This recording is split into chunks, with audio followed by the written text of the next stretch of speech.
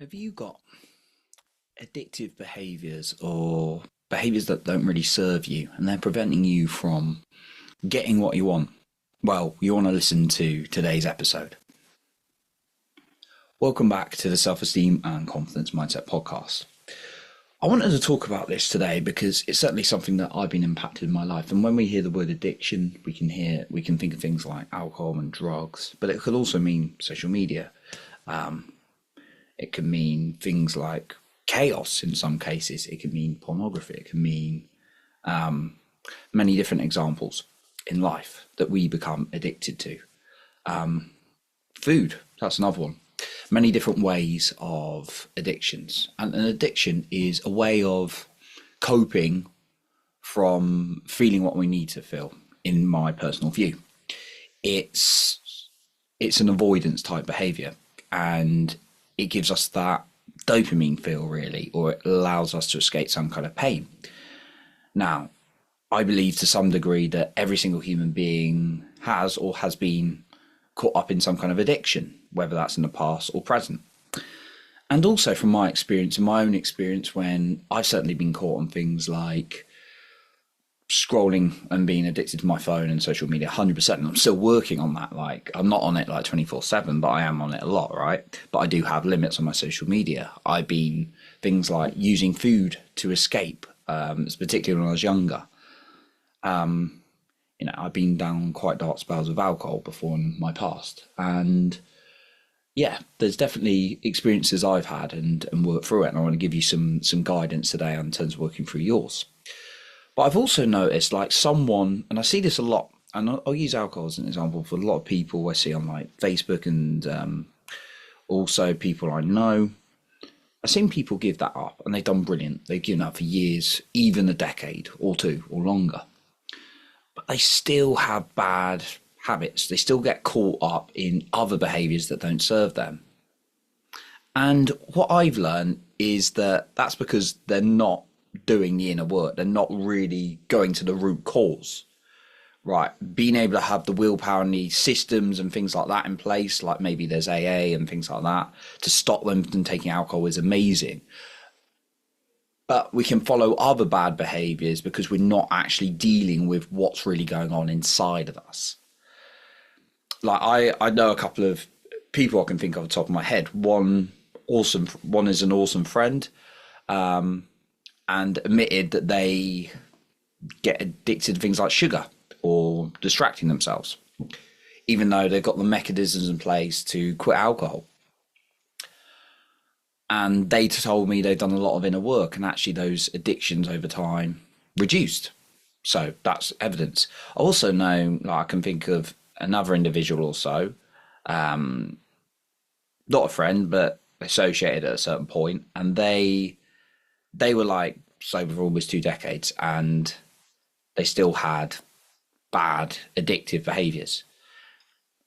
And they were claiming they were doing the work, but you could sense from what they shared that they weren't, because they were addicted to chaos in their life. And this is no judgment, right? Because I've done bad behaviors, we all do it. But the people who've really, like, I've seen people also on the other end who've given up alcohol and they've lived the life of their dream because they don't get caught up in other addictive behaviors. You know, now we're not perfect. We get caught in things that don't serve us time now and again. But they've really gone in and done the inner work. And that's what makes a difference. Just giving up a behavior, like with willpower, is not going to last. I'm just going to be honest. Like, it does not last. Like saying you're going to go to the gym when you never go to the gym, that's not going to last unless you've got systems, accountability, all those kind of things in place, and you make it simple and sustainable. Like, but giving up something, so if you're like, I'm going to give up alcohol, and you've got alcohol in your home every single day, you aren't lasting. I'm sorry, that's not happening, right? You maybe you're 2 days, 3 days, you go, okay, I'm not going to have alcohol, but after the 4th day, I deserve a little bit of a drink or something like that. Or food. You've got to set yourself up to win.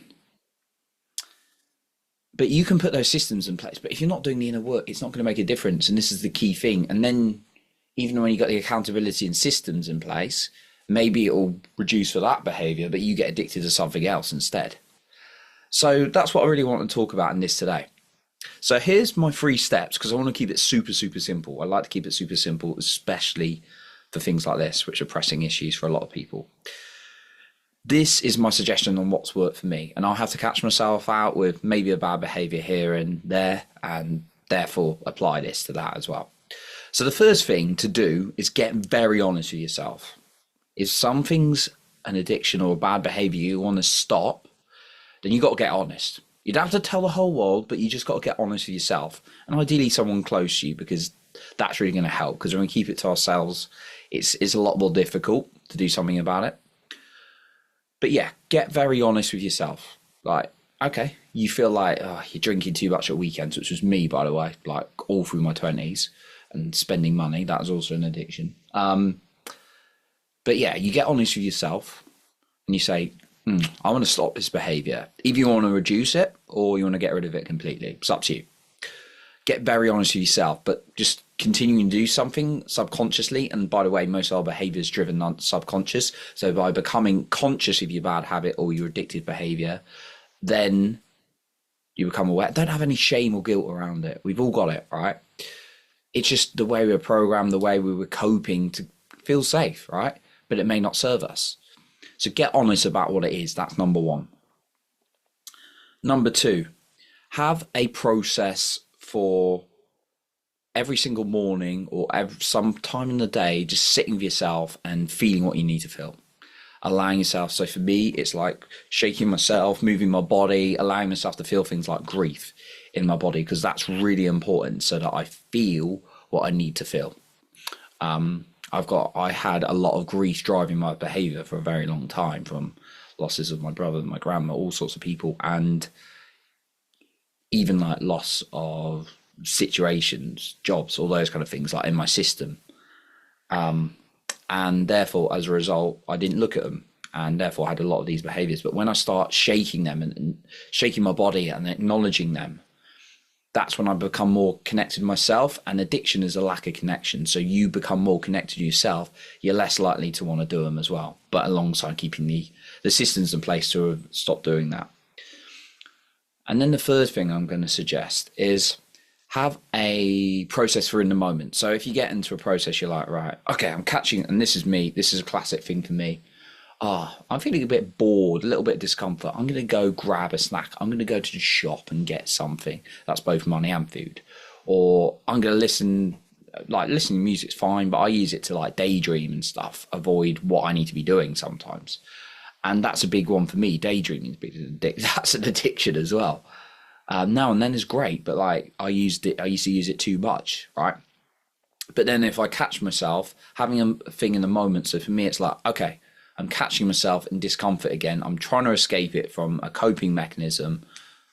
Instead, I'm going to breathe into my heart. And that's going to regulate my nervous system, and I'm going to be able to focus again. So that's what I'm going to say on that. So those are my 3 tips, just to go through them again. Get very honest with yourself if you've got an addictive behavior that's not serving you. One of my mentors, Jason McClendon, told me a habit is something that serves you and an addiction is something that does not. So become very honest, and don't think like, if you are on drugs or alcohol, that's totally understandable, because like there's a lot of it's not saying you should stay there, by the way, and it's completely up to you where you go, but like just acknowledge it and be honest with yourself. It's the first step. But there's also things like social media, pornography, food, all these kind of things that we can get addicted to.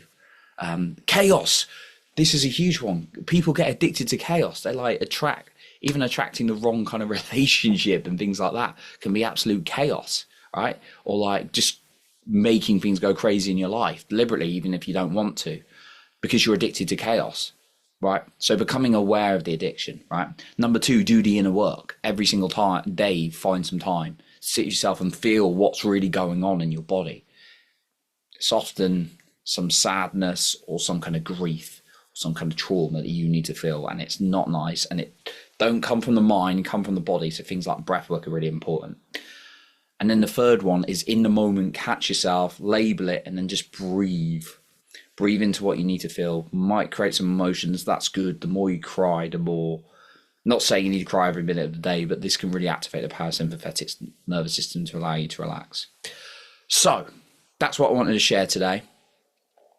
Really important topic, I feel, because there's all sorts of addictions, and these are the ways that have really helped me. So thank you for listening. I appreciate you for being here, and remember to lead with your heart and not with fear.